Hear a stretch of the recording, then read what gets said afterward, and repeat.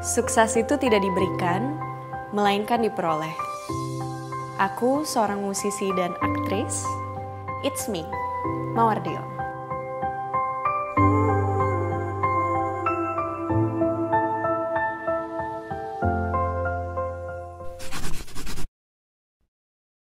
Jadi di tahun 2015 aku ikut ajang namanya Miss Celebrity. Itu puji Tuhan aku lolos sebagai pemenang. Terus dari sana aku mulai ikut casting, terus juga main FTV pertama aku waktu itu di Bandung. Terus juga ketemu dengan label aku yang sekarang, Trinity Optima, terus akhirnya punya single juga gitu ceritanya.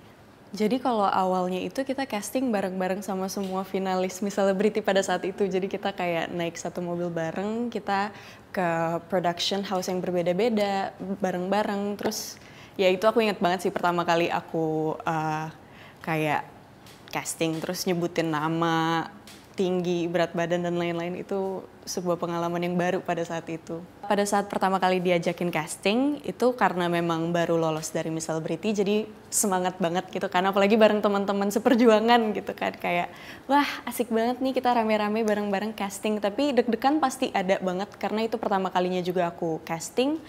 Terus ketika pertama kali dapet tawaran untuk FTV, itu posisi aku pada saat itu lagi di Medan.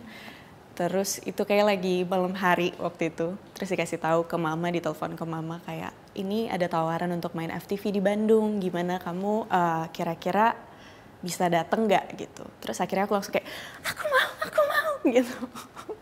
Jadi karena memang aku nonton TV pada saat itu, terus juga nonton film, jadi memang dari dulu tuh penasaran apa sih kira-kira gimana sih mereka di balik layar, terus juga gimana sih kira-kira membedah skrip dan lain-lain. Jadi memang berangkat dari rasa penasaran itu sih, tapi kalau awalnya aku kepengen bangetnya tuh jadi penyanyi. Jadi ketika ikut casting dan akhirnya main FTV itu kayak salah satu bidang yang tadinya aku nggak nyangka, tapi akhirnya aku jatuh cinta sedalam itu. Jadi sebenarnya aku pernah main juga di waktu aku masih kecil, tapi setelah Miss Celebrity aku main judulnya Tukang Mie Kocok Pujaan Hati, dan aku jadi tukang mie kocok di Bandung. Sampai sekarang aku masih nggak percaya sih aku bisa dapat kepercayaan untuk memainkan berbagai karakter di film yang berbeda juga. Dan aku ingat pertama kali aku dapat tawaran untuk film itu aku seneng banget dan ada cerita unik juga sih waktu itu di film Serendipity.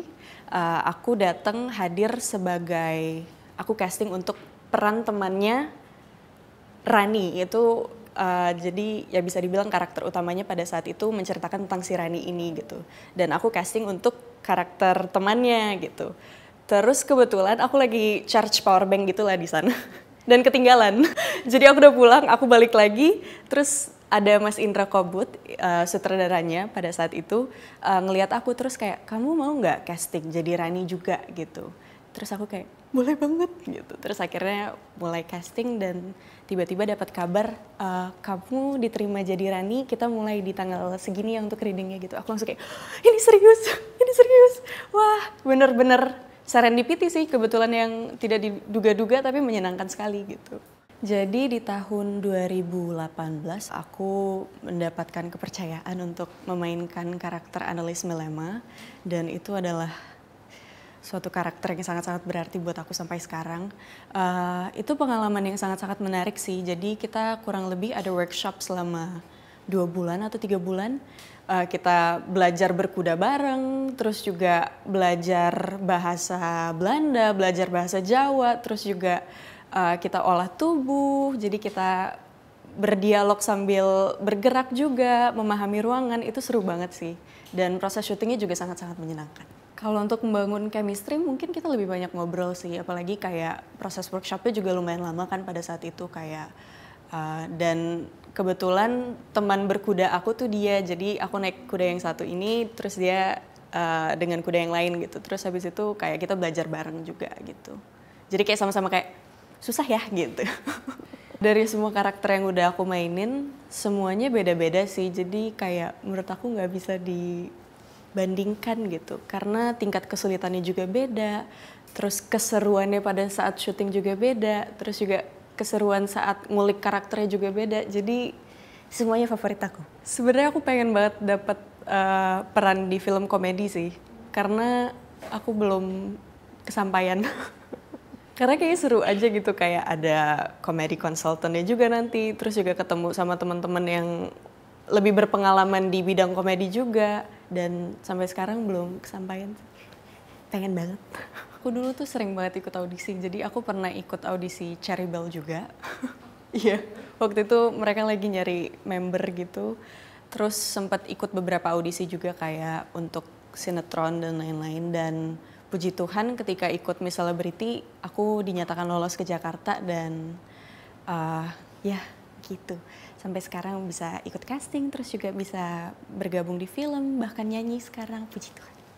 Wah, dari pertama kali rilis single juga kayak sampai sekarang nggak percaya sih, kayak aku dulu nonton TV berharap bisa suatu saat ada di panggung yang sama dengan orang itu, terus sekarang aku bisa ketemu dengan orang-orang yang dulu aku tonton di TV gitu, terus punya single sendiri, terus puji Tuhan kemarin Lebih Dari Egoku juga masuk nominasi di AMI Awards, jadi memang luar biasa sekali sih.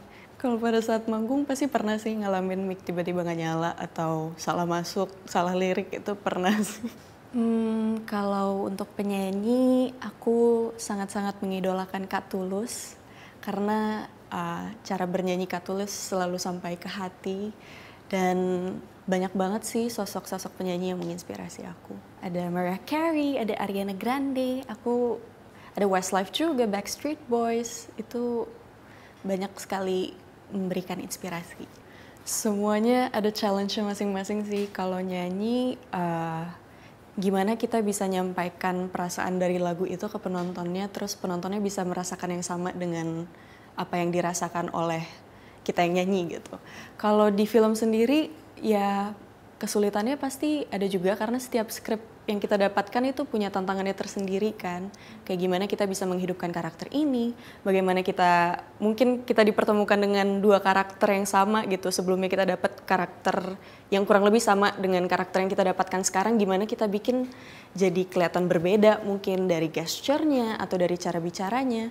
Itu banyak banget sih tantangannya. Jadi dulu aku pengen banget jadi dokter, benar-benar pengen banget. Jadi kalau misalnya di kotak sereal tuh di belakangnya ada name, address, hobby, terus cita-cita. Itu aku akan isi mawar dokter, dokter, dokter, dokter gitu. Saking pengennya jadi dokter.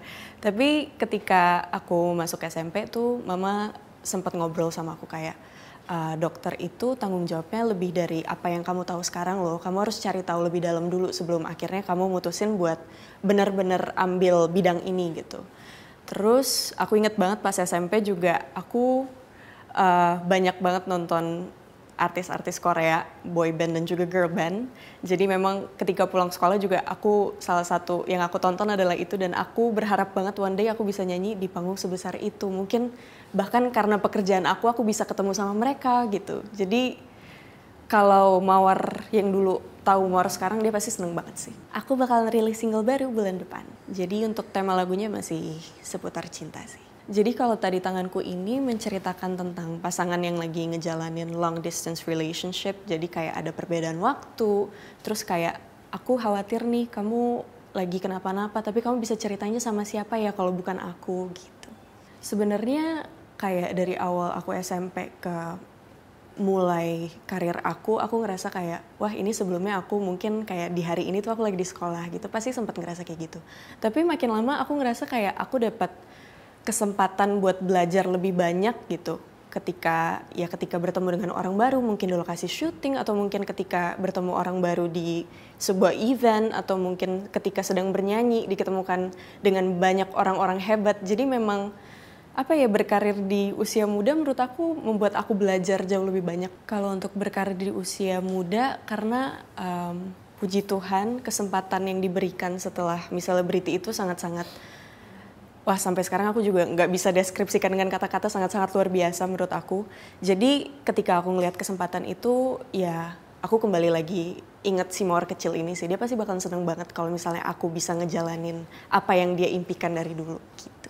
Kalau untuk dengan pendidikan, sekarang aku ngambil pendidikan online, jadi aku kuliah online, pendidikan jarak jauh namanya, di salah satu universitas di Indonesia. Awalnya memang ngerasa sempat kesulitan beradaptasi, karena kayak untuk jamnya tuh aku harus nentuin sendiri kan, ini harus gimana caranya di tengah kesibukan aku tetap harus mengerjakan semua assignment yang ada gitu. Tapi setelah 1 dan 2 bulan aku ngerasa ya aku sudah sangat dibantu dengan adanya perkuliahan online ini. Aku bisa tetap mengakses pendidikan aku walaupun aku sedang berada di luar rumah mungkin. Nggak perlu harus datang ke kampus gitu, dan puji Tuhan semuanya terhandle dengan baik sekarang. Wah, puji Tuhan sekolahnya mendukung penuh waktu itu, apalagi ketika aku izin buat ikut misalnya Briti juga, terus akhirnya ada FTV yang di Bandung. Mereka support banget, dan untungnya aku masih bisa nanya-nanya ke teman-teman aku kan, kayak kira-kira apa nih yang aku ketinggalan hari ini, apakah kita ada PR atau misalkan catatan baru yang aku harus tahu gitu, dan puji Tuhan sekolahnya support, sangat-sangat supportive. Untuk kedepannya, aku akan rilis single, rilis movie lagi pastinya di tahun ini. Dan impiannya untuk karir aku, semoga karir aku baik di dunia seni peran dan juga dunia tarik suara, dua-duanya bisa berjalan dengan seimbang. Dan semoga juga kuliahnya lancar. Di SMP teman-temanku seru banget, ada Pendra, ada Dina, ada Jessica, ada Gabby, ada banyak, semuanya teman-teman aku. Mereka sangat-sangat seru dan kita sering kayak jalan bareng, terus misalnya kayak main bareng setelah pulang sekolah. Dan sampai sekarang masih kontakan juga sih. Kalau di SMA aku pindah ke Jakarta dan teman-temanku juga sangat-sangat seru dan sangat-sangat suportif, jadi banget.